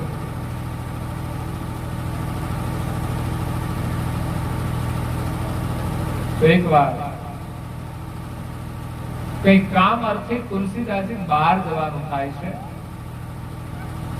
તો રત્નાવલીને એમ થયું કે હું પણ ઘણા દિવસથી પિયર નથી ગઈ, પિયર જઈ આવું. અગર તો પિયર માંથી એમને કોઈ લેવા માટે આવે છે, એમના ભાઈ થોડા દિવસ પિયર માટે જાય છે રત્નાવલી. આ બાજુ તુલસીદાસ કઈ કામે જવાના હતા અને વળી પાછા આવી ગયા, કઈ વહેલા આવી ગયા, એવા સંજોગ બન્યા. એને ખબર નહોતી કે રત્નાવલી ઘરે નહીં હોય. રત્નાવલી વગર એને તો ચેન પડતું નહોતું. એટલે કામ અધૂરું મૂકીને આવ્યા કે પછી જલ્દી જલ્દી કરીને આવી ગયા પાછા. ઘરે આવ્યા, રત્નાવલી તો છે ને. ત્યારે તુલસીદાસ બેચેન થઈ જાય છે. ખબર પડી છે કઈ સમાચાર મૂકેલા છે કે હું મારા પિયર જાઉં છું. પિયર તો નદીના હામા કાંઠે જ હતું.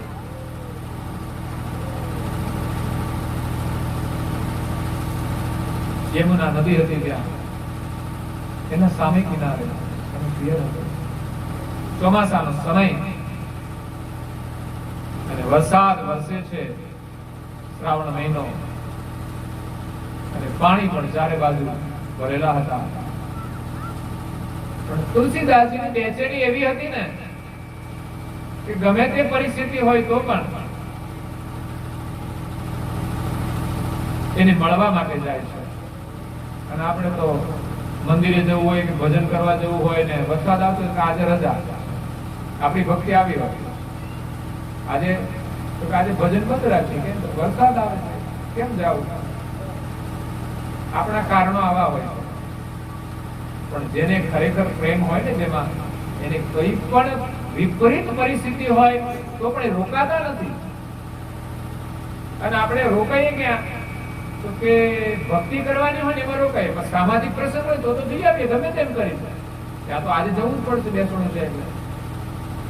વરસાદ આવે તો પણ જવું પડશે. ભક્તિની અંદર આપણે બાંધછોડ કરીએ છીએ, છોડી દઈએ છીએ, એ આપણી નબળાઈ છે. તો અહીંયા તુલસીદાસજી વરસતા વરસાદની અંદર નીકળી જાય છે, નદીના કાંઠે આવે છે. રાત્રિ થઈ ગઈ છે, અંધારું થઈ ગયું છે. સામે કિનારે જવા વાળા કોઈ મળતા નથી. ત્યારે તુલસીદાસ નિરાશ થઈને પાછા નથી આવતા. બસ નક્કી કર્યું છે મારે જવું જ છે. અને આખી રાત વીતી જાય ને તો પાછા ન જાય. ત્યાં એવામાં એક લાકડા જેવું આવ્યું, કઈ તરતું તરતું. તુલસીદાસ મહારાજે કિનારેથી પકડી લીધું, એના ઉપર સવાર થઈ ગયા. ધીમે ધીમે ધીમે સામે કિનારે પહોંચી ગયા. એને તો માત્ર રત્નાવલી જ દેખાય છે. આ તેની પ્રીતિ, મોહ કહો કે પ્રીતિ.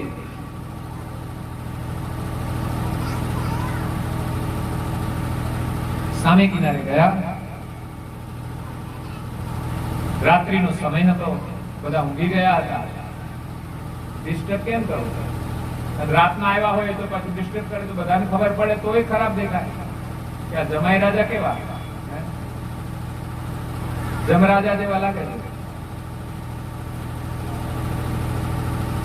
કે રાત્રે 12 વાગે આવી પડ્યા અહીંયા. એટલે જોયું, એને સાસરીના ઘરની તો ખબર હોય ને, ક્યાં બારીઓ છે ને ક્યાં રૂમ છે. તો મેળી વાળા મકાનો હતા, નીચે હોય ને ઉપર મેળી હોય.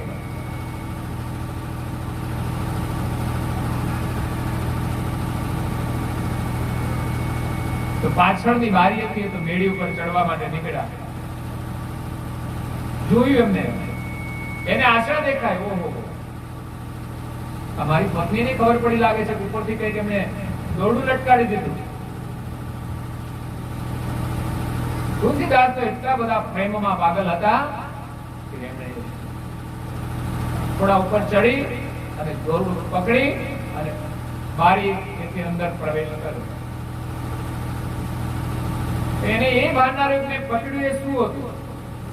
પકડે તો એને ખ્યાલ આવે, પણ માણસ જયારે પાગલ થઈ જાય ને પ્રેમમાં, ત્યારે એને કઈ ભાન ના રહે. પણ બારી ખોલતા રત્નાવલી જાગી ગઈ. એને તેમ લાગ્યું કોણ આ ચોર આવ્યો બારી હતી. અજવાળું કર્યું દીવાનું, ત્યારે ખબર પડી કે આ તો ઘરનો જ ચોર છે.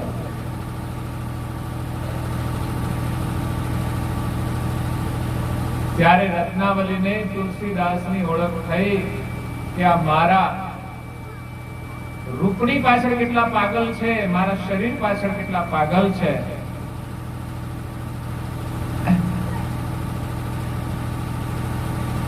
રત્નાવલીએ વિચાર કર્યો, તમે આવ્યા કેવી રીતે ઉપર? અહીંયા જોયું તે તો મૂકો, અહીંયા કઈ લટકાડી દીધું. રત્નાવલી કે મને તો ખબર જ નથી તમે આવવાના છો. મેં ક્યાં તમને ફોન કર્યો હતો કે તમે મને સંદેશ આપ્યો હતો કે ખબર હોય, પણ આ તો ભાસ થાય લોકો. તો રત્નાવલીએ બારીએથી જોયું તો આ તો સાપ મરેલો છે. તમે એક વાર ના રહ્યો કે મરેલો સાપ છે, લટકે છે અહીંયા.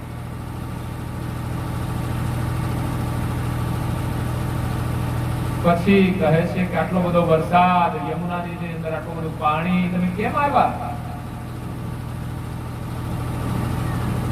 જયારે જઈને જોયું ત્યારે ખબર પડી આ તો એક મળદું હતું કે છે, મૃતક શરીરનું પિંજર, એના ઉપર સવાર થઈને આવ્યા. એ તમને ભાન ના રહ્યું? આટલા બધા તમે મારા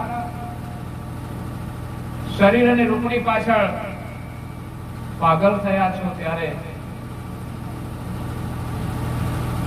રત્નાવલીએ બસ એને આક્રમક શબ્દોમાં કહ્યું કે હાડ માંસ કી દેહ મમ. આ મારું શરીર છે એ તો હાડ અને માંસ નું બનેલું છે. રત્નાવલી પણ સંસ્કારી હતી, સમજદાર હતી. તુલસીદાસનો આ વ્યવહાર ઉચિત નથી. સંસારમાં રહીને ભક્તિ થાય છે, પણ એમાંય મર્યાદાઓ છે. એટલે કે હાડ માંસ કી દેહ મમ કામે ઇતની પ્રીત. આખર આ શરીર તો હાડ માંસ મળ અને મૂત્રથી ભરેલું છે. તુલસીદાસ મહારાજ, આપણા તુલસીદાસ રણછોડદાસ, એમણે ભજનો બનાવ્યા છે. એમાં પણ એ વાત લખી છે.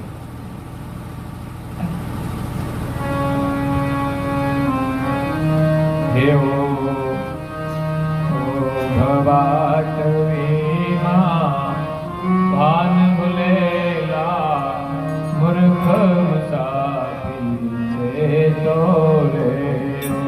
ભવાટવીમાં ભાન ભૂલેલા મૂર્ખ મુસાફી તો ઓયહમ પ્રણામા ભાન ભૂલેલા મૂર્ખ મુસાફી છે તો રે.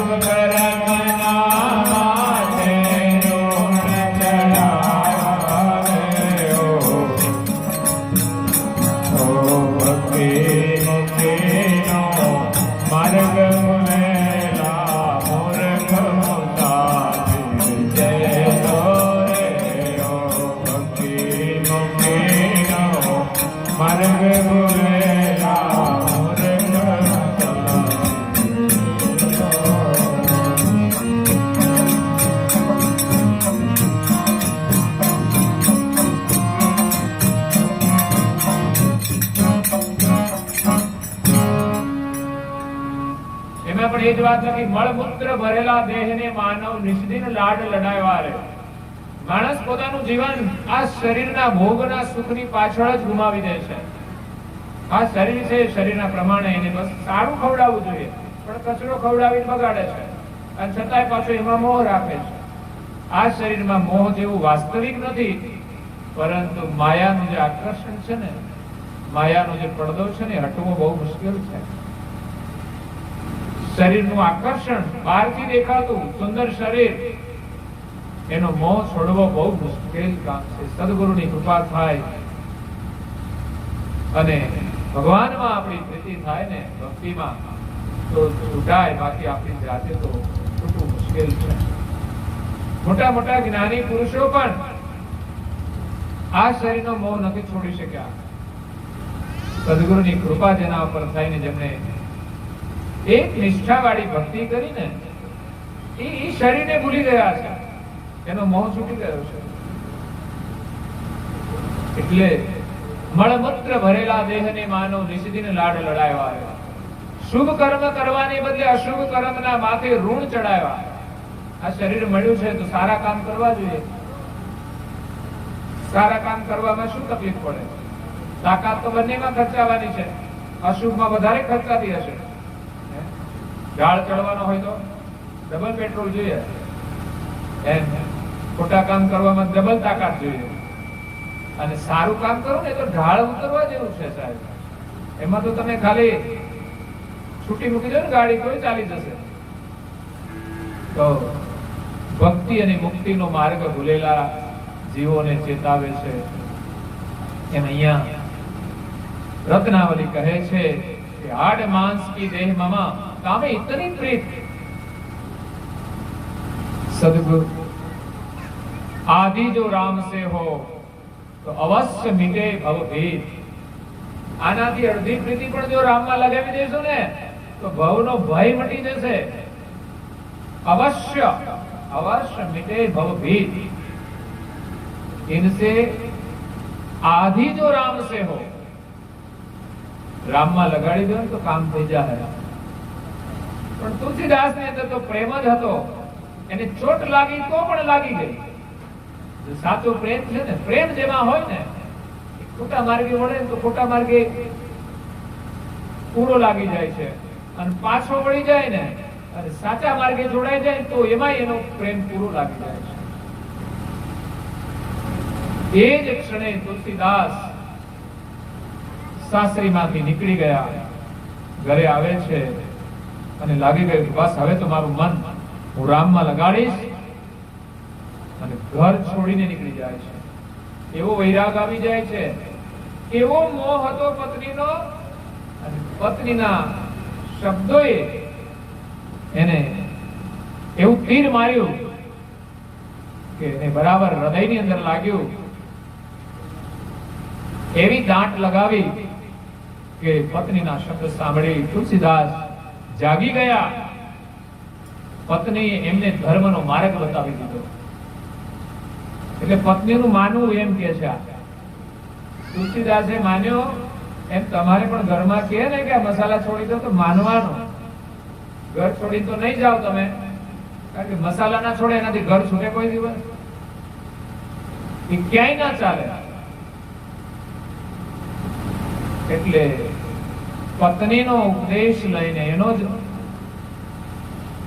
એમણે માર્ગ અપનાવી લીધો. શબ્દ બાણ ઉર અંતર લાકે ભીગ ગયા તન સારા. એનું મન પ્રભુ સ્મરણમાં વધારે રંગાઈ ગયું. અભ્યાસ તો હતો જ, પણ થોડું આવરણ પત્નીના મોહનું આવ્યું. એ પણ એ પત્નીના શબ્દો દ્વારા એ દૂર થઈ ગઈ.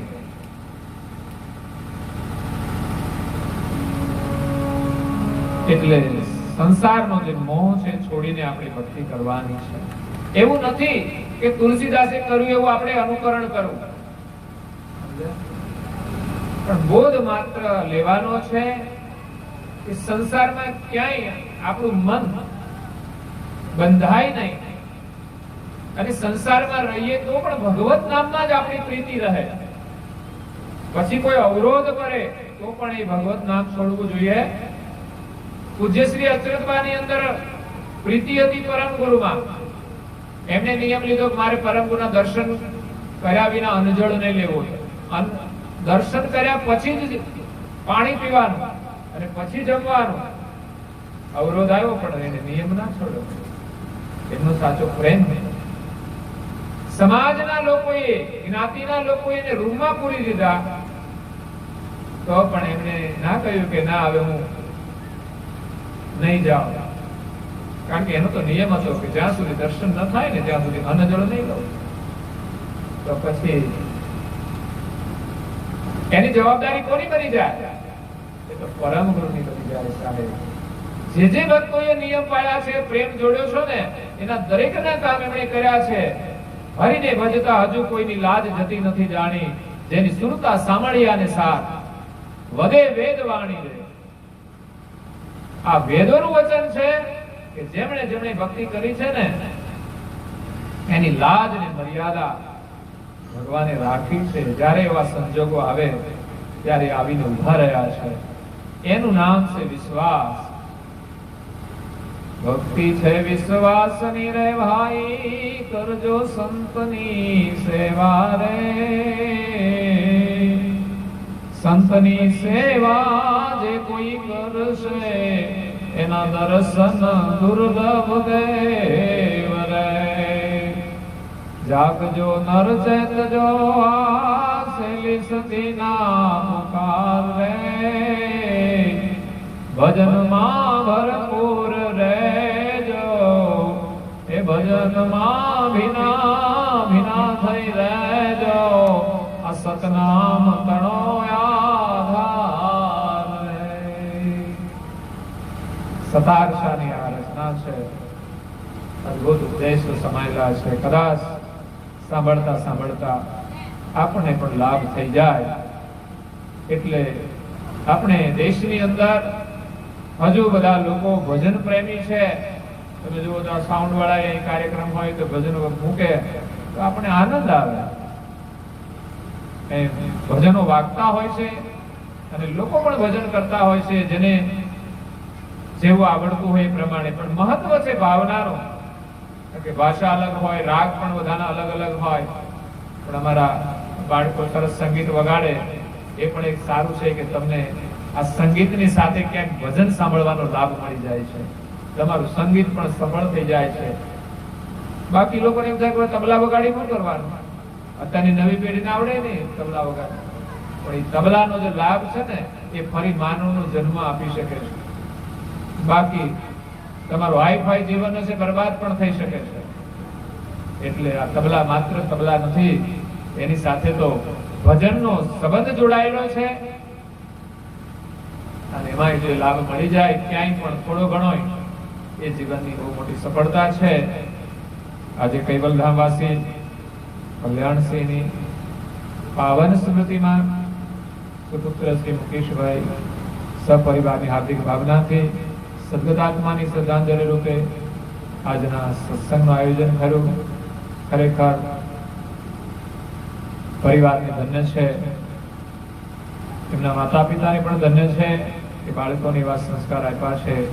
તેમના પાછળ એ શુભ કાર્ય કરે અને પરિવારને સારા આશીર્વાદ મળે,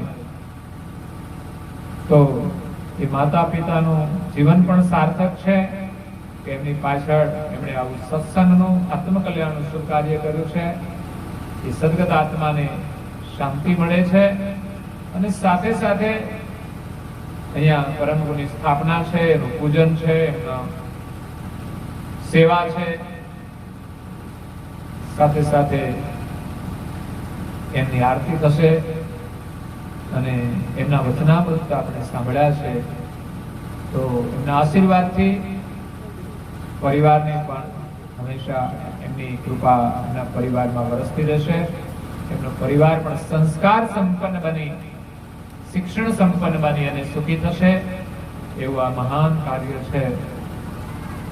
અહોભાગ્ય છે પરિવારના કે આજે આ સુંદર કાર્ય કરવાનો લાભ એમને પ્રાપ્ત થયો છે.